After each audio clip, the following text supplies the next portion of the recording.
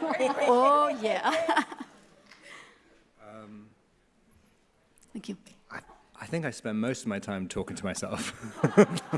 Like, yeah, I don't think I'd be very interested in what he'd have to say.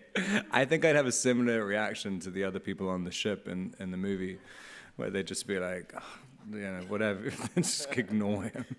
Like, I don't know. I'd kind of, what does the back of my head look like? So stupid. I had no idea that Robert Pattinson was so silly, so playful, and so hilarious. He was at the Berlin Film Festival with the rest of the cast and crew for Mickey 17. There's a premiere there as well as the big press conference. Normally you will hear from everyone, but I actually feel like Robert Pattinson answered the questions in such a random way that you're going to love this video just to hear how silly he is. But we will also hear from the rest of the cast and, of course, the acclaimed and brilliant director Bong Joon-ho. First things first, Mickey 17. Are you ready to watch this film? It's weird, it's brilliant. There are 17, maybe 18 Robert Pattinsons on screen. How does that feel? Let me know in the comment section. I'm Max, and this is Review Week. Please do turn your notifications on so you don't miss a video. And before we have more from that playful man, our Pats, I hope he doesn't mind me calling him that because I heard he doesn't really like that anymore since the Twilight time. Let's get some seriousness from the cast and crew. What was it like to work with an incredible director? He just seems like one of those directors who just, you feel you'll probably never get an opportunity to work with them. It's like a kind of Mount Rushmore kind of director. Yeah, when you hear he's doing something, I mean, I think all of us were saying, we just basically said yes before we even know what it is. Everyone just wants the experience. And, you know, it's like working... it's, you know, it's just working, just wrap it up. It's just working with a master. I mean, it's a really wonderful experience. What I didn't anticipate was the joy on set that occurred, the kindness and the warmth.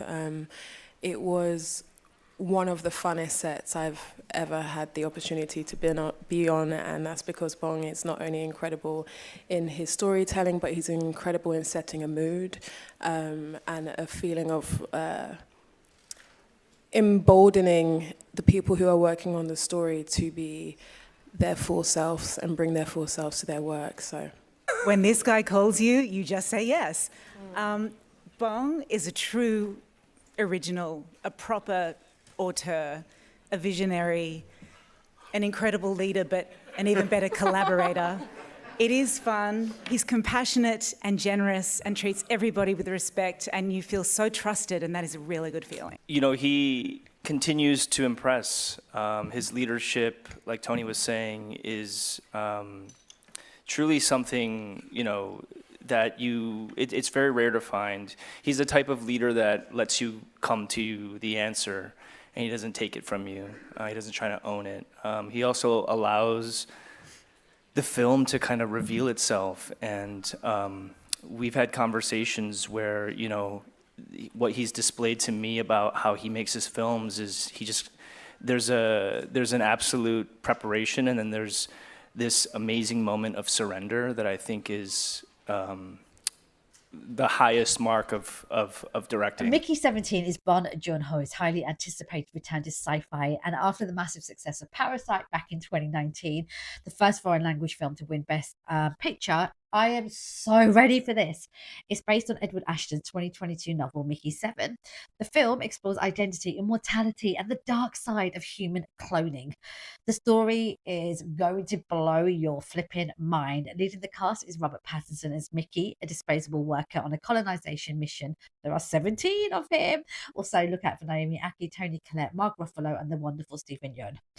This is one hell of a cast. So they're at Berlin Film Festival. Let's check out some of the highlights and random moments with Robert Pattinson. For those who have seen the original, they will know that it's that the character Toni in itself is a newly created character that has been added, and the sauce in the film is a very special part of the film. 그래서 이 어떻게 보면은 And 이 the way 마크 I 러팔로, see 토니 it, 콜레트 이 부부가 약간 the couple with Toni Collette 독재자들이지만 and Mark 귀여운 독재자, are 좀 위험한 표현이죠. they're dictators, but they're kind of 매력적인 cute. 독재자, They're 웃긴 kind of 독재자, funny 약간 and 위험한 charming. 표현인데, So this 네. might be a difficult 소스에 way to 집착할 때가 특히 express 좀 this, 귀여운 것 같아요. but 소스에 대해서는 I 진심인 것 feel 같아요. that they 그래서 그걸 truly 너무 love their 정치적인 알레고리로 보는 게보다는 sauces, and 정말 이 if it 사람이 comes to their sauces, 정말 they are 사랑하는 really 거예요, honest 소스를. people. They 그런 love 거 취향 인정해 줄 sauces, 수 있다고 생각합니다. and I think we should respect that preference. I think that the focus on the source it's such an inane priority. And it just says so much about their privilege and their position because they're such narcissists and so elitist. And I think everybody else on the ship probably got to bring a toothbrush, but I brought the whole house and focus on all the luxuries in life and the sources at the top of the heap, right?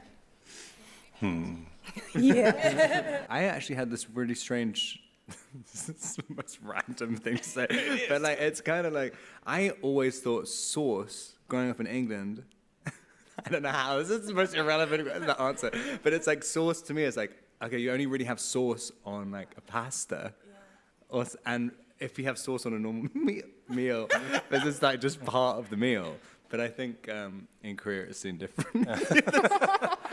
In Korea, the sauce is more fundamental. Yeah. Very hard to separate from the. 그러니까 음식 그 자체라는 게 분리가 안 돼. 이렇게 음식이 있고. So it's not a food where you separate the sauce and the food, but the sauce is elemental. There's only one sauce that can be matched to a certain dish, and depending how well you mix the sauce and the food, the better the dish turns out. But I think you should just go to Seoul and try it out yourself. Sauce is an essential part of my meal, let me tell you. Okay, let's talk about Robert Pattinson. He's playing Mickey 17. And of course, the most popular question he's had on this whole promo trip is, what was it like to work alongside yourself? No, it was a fascinating experience doing the playing opposite yourself. Like it's quite jarring at the beginning because you think you're just shooting into it's relatively similar to playing in a movie where you're dealing with like a CG character or something because you're kind of imagining the other person there. But Bong has his editor on set, and so we were kind of watching the scene be constructed and kind of fitting pieces together like a bit of a jigsaw puzzle. And it was very satisfying. I mean, it's kind of the only thing. It's scary, not because you can't feel the rhythm of the scene because obviously you do one half of it and then kind of just hope that it's going to fit together. I actually think I realized today what I was doing. Because I did, I kind of because I remembered we were doing an interview earlier, and Bong said one of the thoughts he was having in his head for Mickey 18 was Peter Stormare and Fargo, and then when we were talking about it as we prepped for it, and then I think I just went home, and then how that kind of went into my head was to do Steve Buscemi at 17, but I kind of did it by accident. But I don't think I realized that until today. But yeah, I thought I was doing something else. It's official. Robert Pattinson may be one of the most adorable people on screen right now. I cannot wait for everyone to go and watch Mickey 17. It's out March the 7th, I believe, in the UK. Let me know what your thoughts are. Are you excited about this film? I also love the fact that Robert has recently become a dad with his other half, Suki Waterhouse, and they kind of just do their thing. She does her music, does her acting, he does his films, and they disappear and become like normal people and they live their lives. And they manage to kind of balance that whole celebrity with privacy. By the way, I don't know if you've checked out the press conference for A Complete Unknown featuring Timothée Chalamet on the channel. He speaks about fame during that particular session. So do check it out. I'll make sure I add it to the end of this video. Leave a comment, subscribe, and I will be back soon with more videos. What does the back of my head look like? So stupid.